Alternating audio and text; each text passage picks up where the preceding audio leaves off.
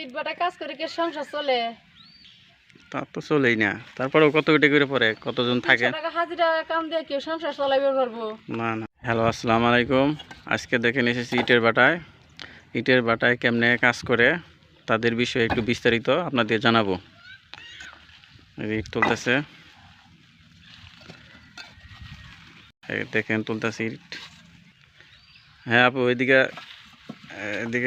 একটু কথা বলেন তো।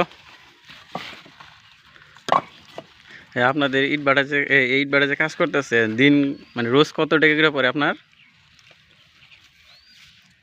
ইট ভাটা কাজ করে কি সংসার চলে? তা তো চলেই না। তারপরেও কত কোটি করে পড়ে, কতজন 300 থাকে? টাকা হাজিরা কাম দিয়ে কেউ সংসার চালাইবে পারবো? না না না। আপনারা কি কোথায় থাকেন, বাসা কই? আমরা ইট খোলাই থাকি, কোন থামু? বাসা কই আপনাদের, পার্মানেন্ট বাসা? বাসা নীলফামারী। ও, এখানেই থাকেন সারা বছরই? হ্যাঁ। ও, আচ্ছা। আপনার কতজন থাকেন এই বাটায়, আপনাদের ফ্যামিলির? 3 জন। 3 জন? হ্যাঁ। কে কে? আমি থাকি, আমার স্বামী থাকে, আমার ছেলে থাকে। আপনি থাকেন, আপনার স্বামী থাকে আর ছেলে? 3 জন না? কাজ কয়জনে করেন? ছেলে কতটুকু বয়স? ছেলের বয়স 3.5 বছর।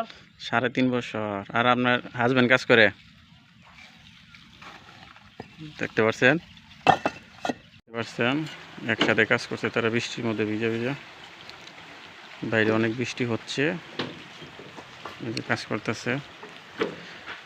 এই যে হলো তার হাজব্যান্ড, মহিলাটার হাজব্যান্ড হলো এই লোক। দুইজনে একসাথে কাজ করতেছে ইট ভাটায়। বৃষ্টির মধ্যে তারা ভিজে ভিজে কাজ করতেছে।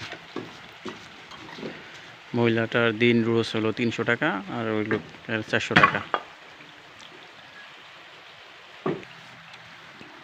আসতেছে,